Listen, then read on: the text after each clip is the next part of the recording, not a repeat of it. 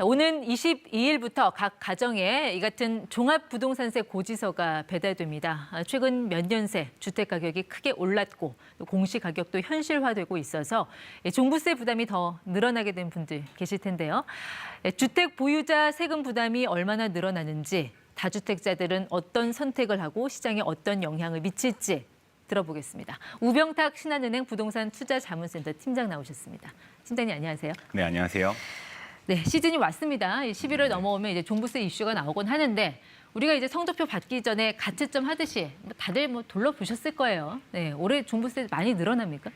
네, 전체 종부세 금액은 5조 7천억 정도로 추산이 되고 있고요. 이 중에서 주택분 납세 대상자는 약 76만 명. 네. 그중에서 다시 1주택자이면서 대상이 되시는 분들은 9만 4천 명 정도로 예상이 되고 있습니다. 네. 적지는 않은 숫자이긴 한데요. 다만 이제 올해는 1주택자의 경우에는 종부세 기준 금액이 기존의 9억에서 네. 11억으로 상향이 되었습니다. 그러니까 과세 기준이 11억으로 상향이 됐으면 그 이하로 떨어지는, 그러니까는 안 내게 되는 분들도 늘어났다는 얘기네요. 네, 상대적으로 더 늘어났다고 봐야 될 거고요. 기존에 9억에서 11억 사이의 공시가격이었던 분들은 원래 예전 기준으로는 대상이었는데 네. 이제 11억으로 높아지게 되면서 종부세 대상은 아니게 된 것입니다. 뭔가 좀 사례를 갖고 오신 것 같은데 한번 좀 들어볼까요? 네. 네, 보시는 것처럼 서울 지역의 경우에도 강북의 상당수 단지들의 경우에는 전용 84제곱미터 규모 정도일 네. 때 공시가 보시는 단지들 경우에 공시가격이 11억을 채 넘지 않게 되면서 네. 종부세 대상에서 전부 제외되는 단지들이 다수라고 볼 수 있습니다. 1주택자의 경우에 1주택자의 경우에 그렇습니다. 네. 네. 자,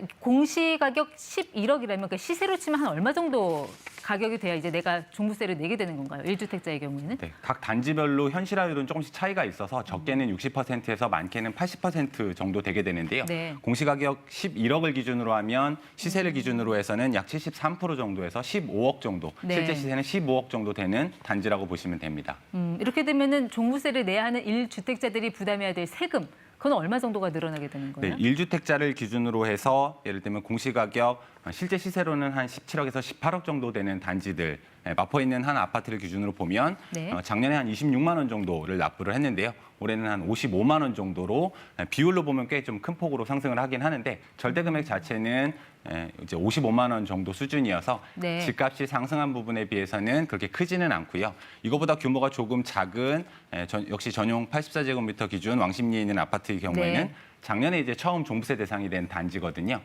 올해 이제 기준 상향 여러 가지들이 작용을 하면서 네. 18만 원 정도 낼 것으로 예상이 됩니다. 앞선 사례도 그렇고 지금도 그렇고 주로 이제 강북 지역 사례를 다 갖고 오셨네요. 네, 강남의 경우에는 상당수 이제 공시가격 기준으로 11억이 넘는 경우들이 많고요. 반대로 얘기하면 서울이라고 하더라도 강북 지역의 경우에는 실제 시세는 꽤 높은 것처럼 보이지만 네. 공시가격은 아직 조금 낮은 수준이기 때문에 상당수가 공시가격 11억 이하가 훨씬 네. 더 많다고 볼 수 있습니다. 정부가 이제 종부세를 올리려고 겨냥한 대상은 사실 1주택자라기보다는 두 채 이상 갖고 있는 다주택자들 경우잖아요. 네. 지금 세금 폭탄이라는 얘기가 계속 나오곤 하는데 이 다주택자들 정말 세금 폭탄 맞는 겁니까?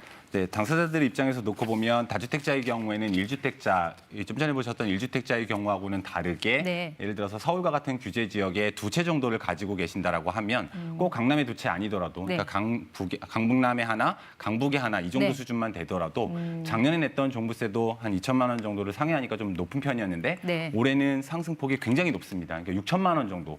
재산세를 제외하고 종부세만 한 3배 정도 가까이를 내셔야 되는 상황이기 네. 때문에 굉장히 다주택자는 부담이 될 수 있는 부분이 있습니다.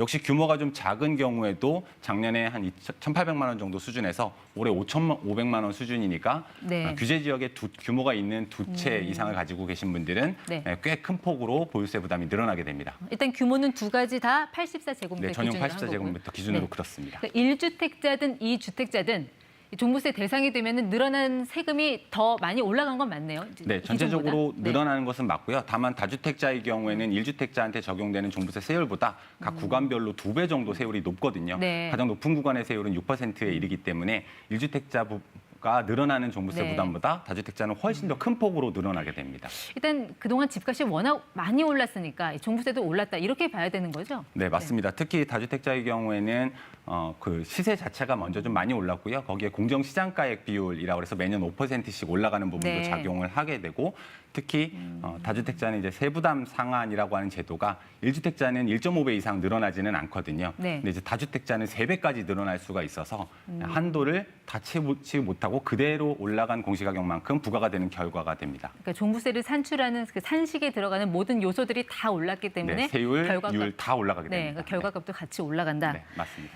정부세가 이제 보유세를 이렇게 강화한 거는 결국 이제 집 갖고 있으니까 부담스럽잖아요. 파세요라는 시그널을 줌으로써 그거를 이제 주택 공급 시장에서 매물로 끌어오기 위한 건데 과연 다주택자들이 그렇게 움직일까요? 좀 어떻게 전망을 하세요? 보시는 것처럼 다주택자들의 경우에는 특히 규제 지역에 두 채 이상을 가지고 있을 때는 보유세 부담이 꽤 큰 폭으로 올라가서 부담으로 느끼는 것이 현실적으로 맞는데요. 네. 다만 그럼에도 불구하고 매물이 정책에서 기대했던 것만큼 많이 증가하지는 않는 것으로 보여집니다. 네. 그러니까 무엇보다 이제 집값에 대한 기대가 여전히 좀 남아 있는 상태로 보여지고요. 또 한 가지는 이 보유세 때문에 처분을 하려고 봤더니 양도세 부담이 훨씬 더 규모 면에서 크기 때문에 혹시 팔기는 좀 어려운 상황으로 되어지고요.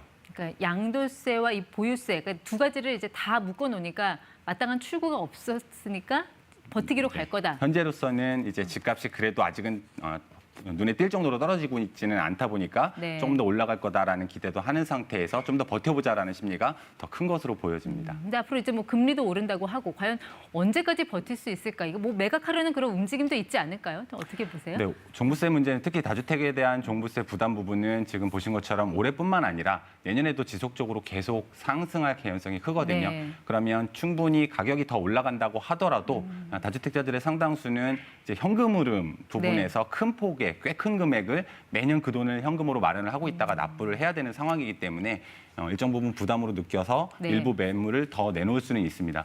다만 그중에 상당수는 이미 이제 증여를 통해서 합법적으로 가족 간의 종부세 부담을 좀 줄이면서 증여세를 부담하고서라도 줄여놓은 부분들이 있어서 그래요. 정책적으로 기대하는 것만큼 큰 폭으로 매물이 증가하기는 힘들 실제로 것으로 그렇게 보고 증여가 있습니다. 늘어나는 게 뭐 숫자상으로도 좀 확인이 되나요? 네.